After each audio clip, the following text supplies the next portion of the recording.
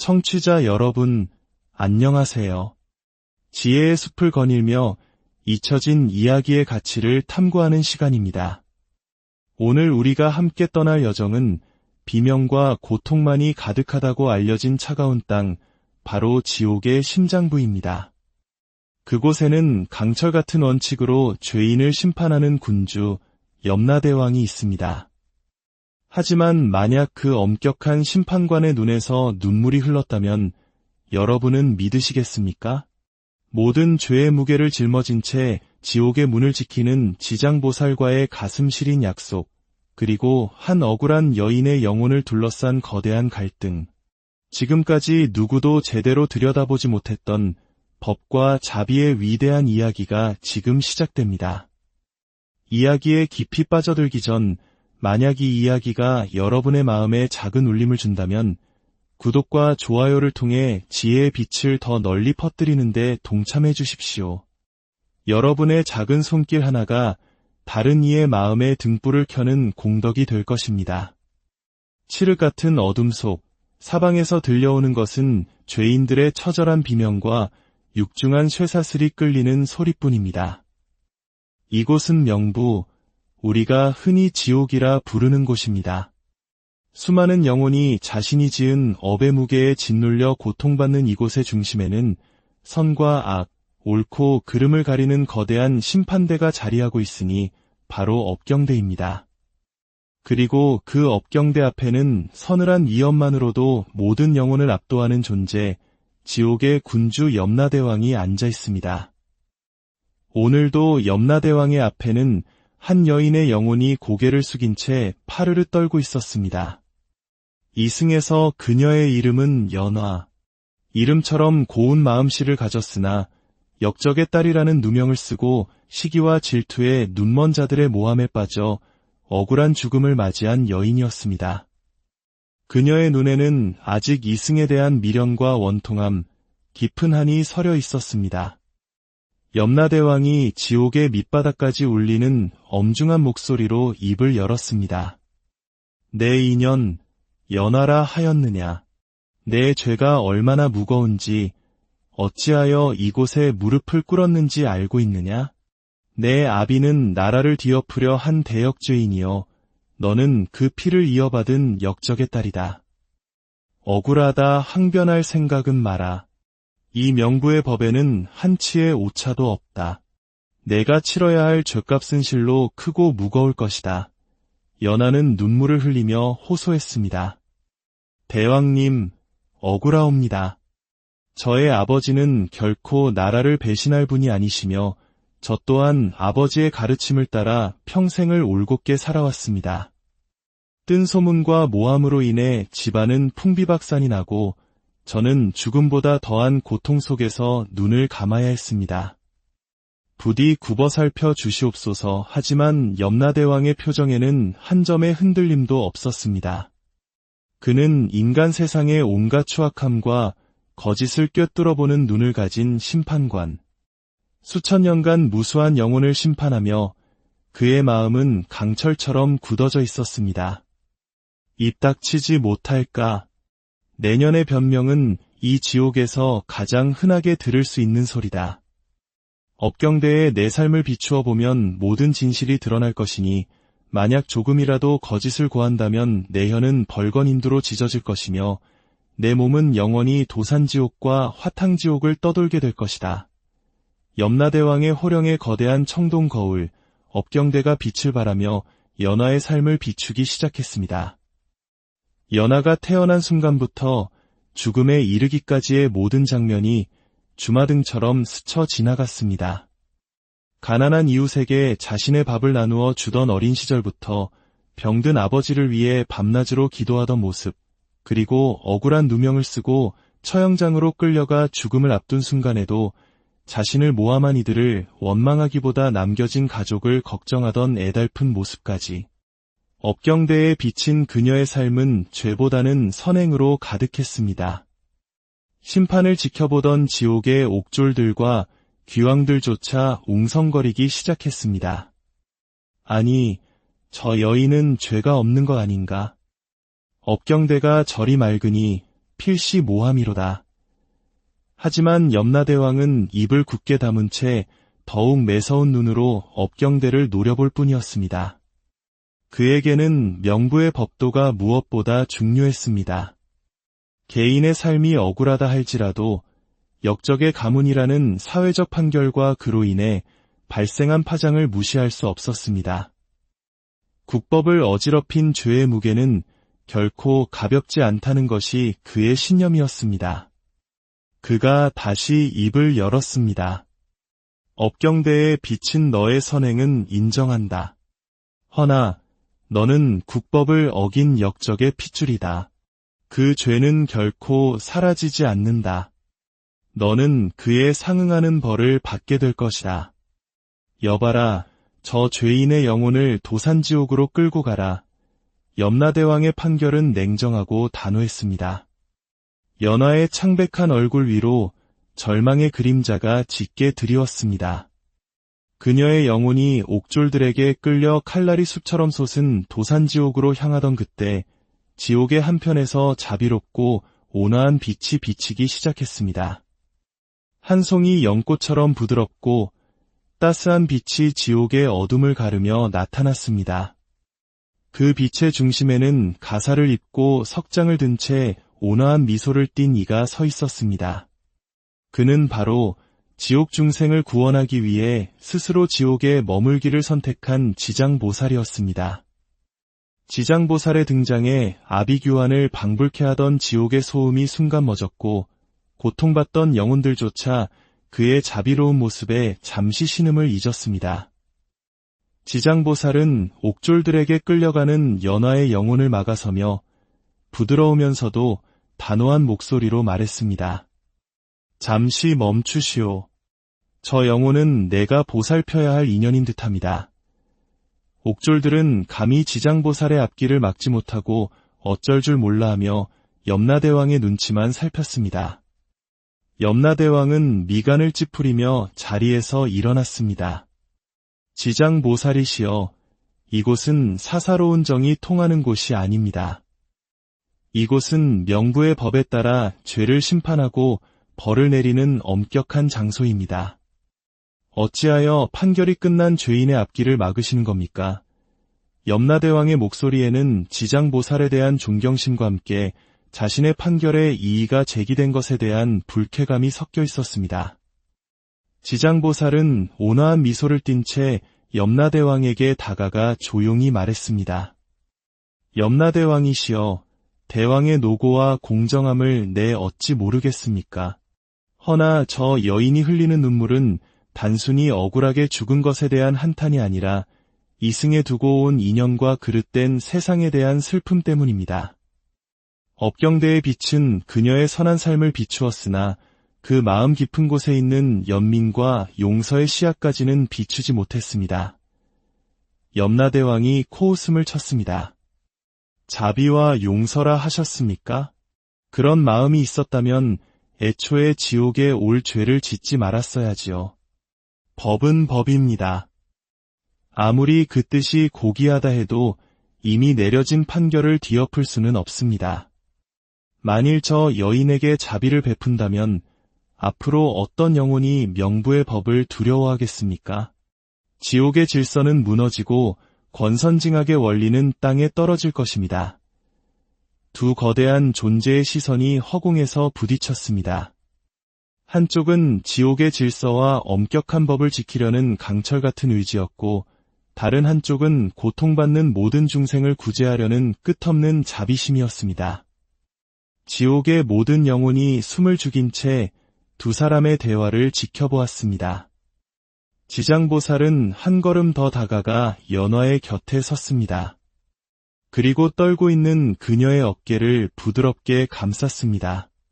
대왕이시여, 법의 목적이 벌 주는 것에만 있는 것이 아니라 사람을 옳은 길로 이끄는 데 있는 것 아니겠습니까? 저 여인은 비록 역적의 딸이라는 족쇄를 찼으나 그 본성은 누구보다 착하고 맑습니다. 그녀에게 필요한 것은 칼과 불의 고통이 아니라 자신의 삶을 돌아보고 진정으로 참회하며 자신을 모함한 이들마저 용서할 기회입니다. 기회라니요. 염라대왕의 목소리가 커졌습니다. 지옥은 기회를 주는 곳이 아니라 죗값을 치르는 곳입니다. 보살의 자비심은 존중하나 현실을 외면해서는 안 됩니다. 저 여인 하나를 위해 예외를 둔다면 수많은 죄인들이 억울함을 호소하며 지옥문을 두드릴 것입니다. 그때는 어찌하시렵니까? 염라대왕의 논리는 빈틈이 없었습니다. 그는 지옥의 왕으로서 전체의 질서를 유지할 책임이 있었습니다. 한 영혼의 딱한 사정 때문에 원칙을 깰 수는 없었습니다.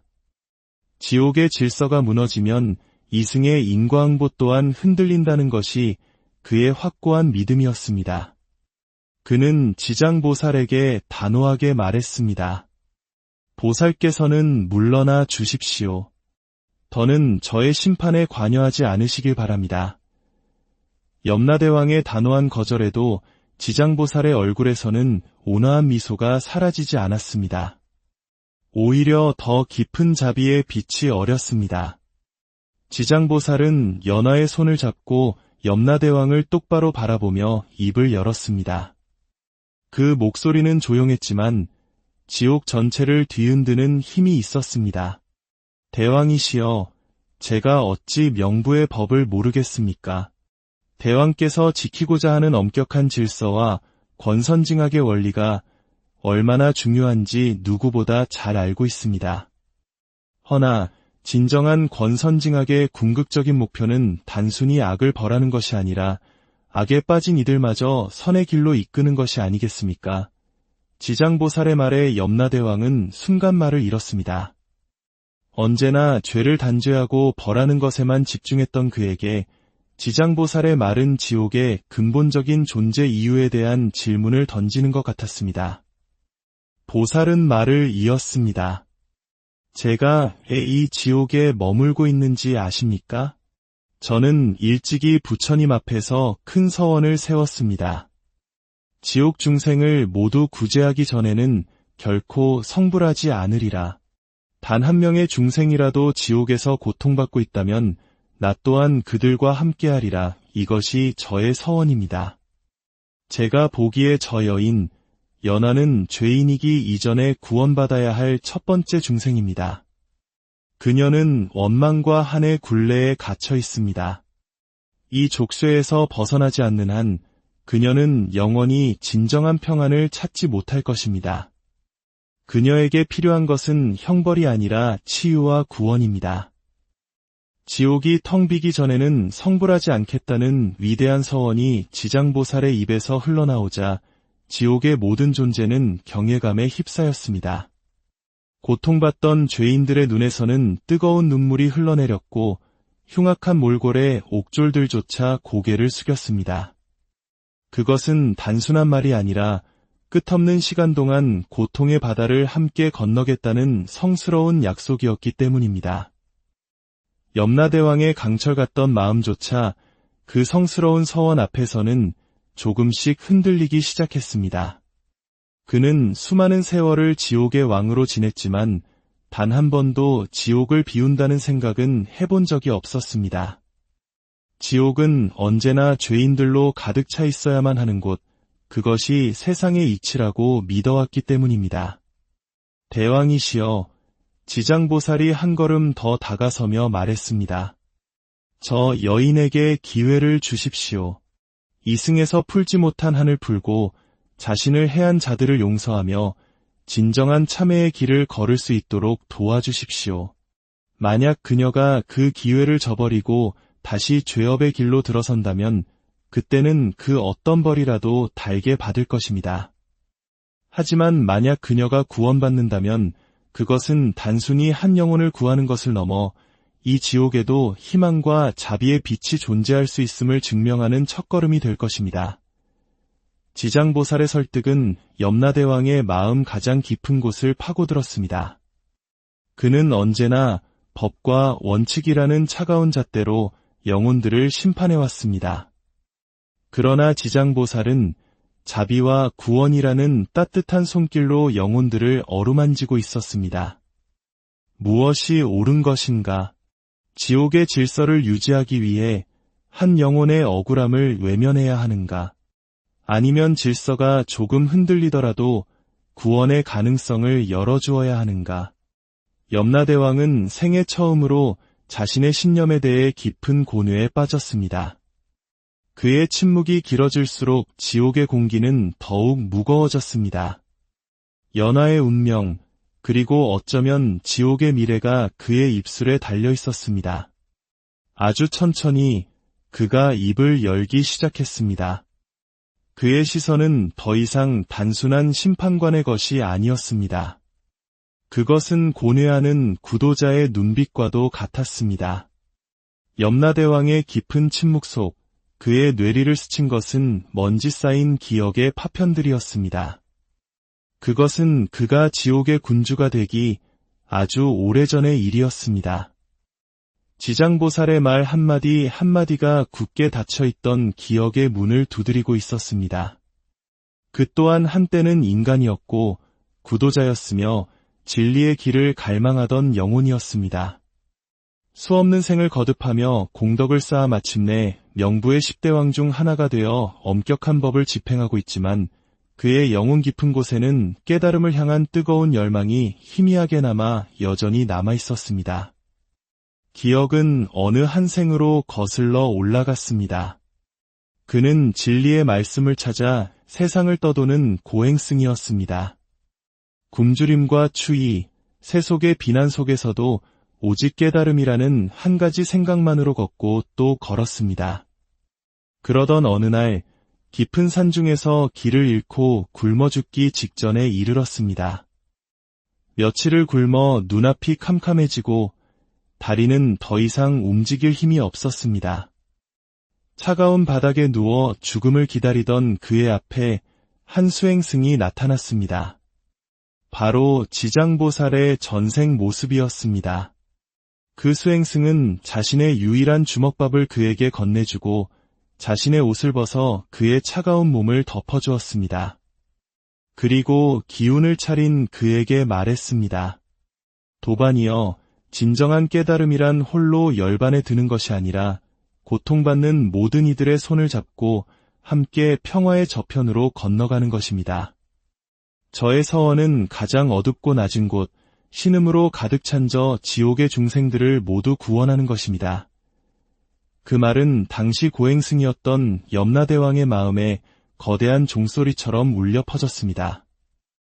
홀로 깨달음을 얻어 윤회의 고리를 끊는 것만이 수행의 길이라 믿었던 그에게 지장보살의 서원은 실로 충격이자 새로운 차원의 가르침이었습니다. 그날 밤 두 구도자는 밤새도록 진리에 대해 토론했습니다. 한쪽은 엄격한 계율과 수행으로 자신을 완성해야 한다고 주장했고, 다른 한쪽은 자비를 실천하고 타인을 구원하는 것이 곧 자신을 구원하는 길이라고 설파했습니다. 팽팽한 대화 끝에 당시 고행승이었던 염라대왕은 지장보살의 성스러운 서원에 깊은 감화를 받았습니다. 그리고 약속했습니다. 만약 제가 훗날 어떤 모습으로든 힘을 가진 존재가 된다면 반드시 보살님의 그 위대한 서원이 이루어지도록 돕겠습니다. 우리가 가는 길은 다를지라도 결국 우리의 목적지는 같을 것입니다. 아득한 과거 속에서 잊고 있던 맹세를 떠올린 염라대왕의 눈동자가 세차게 흔들렸습니다. 먼 옛날 자신에게 주먹밥을 건네주던 그 수행자의 얼굴이 눈앞에 서 있는 지장보살의 모습과 겹쳐 보였습니다. 그때의 약속이 아직도 귓가에 생생했습니다. 반드시 보살님의 위대한 서원을 돕겠다. 지금이 바로 그 약속을 지켜야 할 때가 아닐까. 연하라는 한 영혼을 구원하는 것은 단순히 원칙을 깨는 문제가 아니었습니다. 그것은 과거의 자신과의 약속을 지키고 지장보살의 위대한 서원에 동참하는 길이었습니다. 수천 년간 차가운 법의 심판관으로 살아왔던 그의 가슴 속에서 뜨거운 무언가가 차올랐습니다. 그것은 연민이었고 과거에 대한 존중이었으며 더 위대한 진리에 대한 경외심이었습니다. 마침내 그는 결심했습니다. 그의 강철 같던 표정이 부드럽게 풀렸습니다. 그리고 그는 지장보살을 향해 고개를 끄덕였습니다. 염라대왕이 고개를 끄덕이는 순간 지옥에 감돌던 무거운 긴장감이 눈 녹듯 사라졌습니다. 그는 천천히 왕좌에서 내려와 연화의 앞에 섰습니다. 그리고 이전과는 다른 이엄 속에서도 온기가 느껴지는 목소리로 말했습니다. 연화라 하였느냐.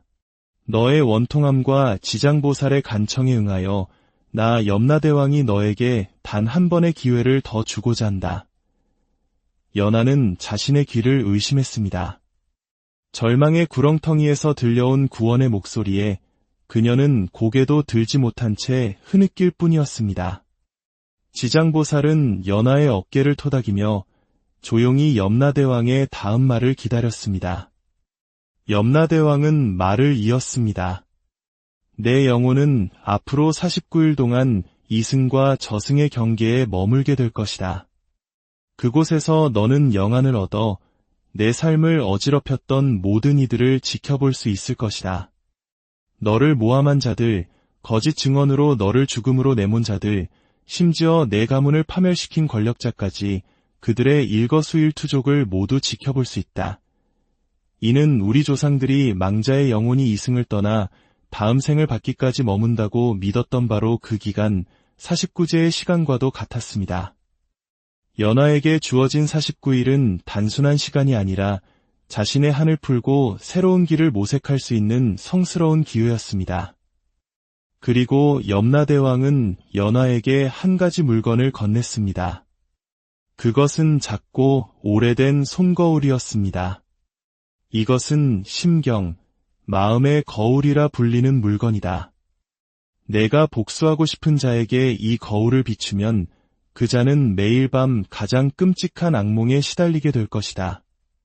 그 악몽 속에서 자신이 저지른 죄업을 생생하게 겪으며 극심한 고통을 받게 될 것이니 이는 내가 직접 그들을 벌하는 것과 같다. 49일 동안 너는 이 거울로 원수들에게 복수할 수 있다. 연화의 손이 미세하게 떨렸습니다. 자신을 나락으로 떨어뜨린 자들에게 고통을 줄 수 있다는 생각에 분노와 증오가 치밀어 올랐습니다. 당장이라도 그들의 꿈에 나타나 자신이 겪었던 고통을 되갚아주고 싶었습니다. 하지만 염라대왕의 말은 아직 끝나지 않았습니다. 허나 여기에는 한 가지 조건이 있다. 만약 내가 단 한 번이라도 이 심경을 사용하여 복수심을 채운다면 내 영혼은 즉시 이곳으로 돌아와 가중된 처벌을 받게 될 것이다. 복수는 더 큰 악업을 낳을 뿐 결코 내 영혼을 구원하지 못한다. 반대로 내가 49일 동안 단 한 번도 이 거울을 사용하지 않고 그들을 용서하며 진정한 참회와 자비의 눈물을 흘린다면 그 순간 너의 모든 죄업은 씻기고 너는 구원받아 극락에 다시 태어날 것이다. 선택은 너의 몫이다. 복수의 길을 걸어 영원한 고통에 빠질 것이냐, 아니면 용서의 길을 걸어 영원한 평안을 얻을 것이냐. 이제 너의 마음이 곧 너의 심판관이 될 것이다. 그것은 실로 무서운 시험이었습니다. 눈앞에 칼자루를 쥐어주었지만 그 칼을 쓰는 순간 자신이 베이게 되는 형국이었습니다. 진정한 구원은 외부의 심판이 아니라 자기 내면의 용서와 자비를 통해 이루어짐을 깨닫게 하려는 염라대왕의 깊은 뜻이 담겨 있었습니다. 연화는 떨리는 손으로 심경을 받아들었습니다. 이제 그녀의 마지막 49일간의 여정이 시작됩니다. 지장보살은 연화를 향해 믿음의 미소를 지었고 염라대왕은 복잡하지만 기대가 섞인 눈으로 그녀의 뒷모습을 지켜보았습니다. 연화의 영혼은 안개처럼 자욱한 경계의 공간에 머물렀습니다. 그곳에서 그녀는 아래의 세상의 모습을 선명하게 볼 수 있었습니다. 자신을 모함했던 이웃 여인은 연화 집안의 몰락으로 얻은 재물로 호의호식하고 있었고 거짓 증언에 했던 관리는 더 높은 벼슬에 올라 떵떵거리며 살고 있었습니다. 그들의 행복한 모습을 볼 때마다 연화의 가슴은 분노로 타올랐고 손에 든 심경을 들어 그들을 향해 비추고 싶은 충동을 몇 번이고 느꼈습니다. 처음 7일 동안 연하는 밤마다 원수들의 집 주위를 맴돌며 울부짖었습니다. 너희도 내가 겪은 고통을 느껴봐야 해. 손에 든 거울은 당장이라도 끔찍한 저주를 쏟아낼 듯 차갑게 빛났습니다. 하지만 그때마다 지장보살의 온화한 얼굴과 염라대왕의 마지막 말이 떠올랐습니다. 복수는 더 큰 악업을 낳을 뿐이다. 연하는 이를 악물고 복수의 유혹을 참아냈습니다. 시간이 흘러 21일째 되던 날, 연하는 자신을 시기하여 모함의 빌미를 주었던 이웃 여인이 병석에 누워있는 것을 보았습니다. 여인은 밤마다 악몽에 시달리며 연하야, 내가 잘못했다. 제발 용서해다오. 라고 울부짖고 있었습니다. 의원도 고치지 못하는 병으로 파리해져 고통받는 그녀의 모습을 보며 연하의 마음속에서는 뜨거운 복수심 대신 차가운 연민이 싹트기 시작했습니다.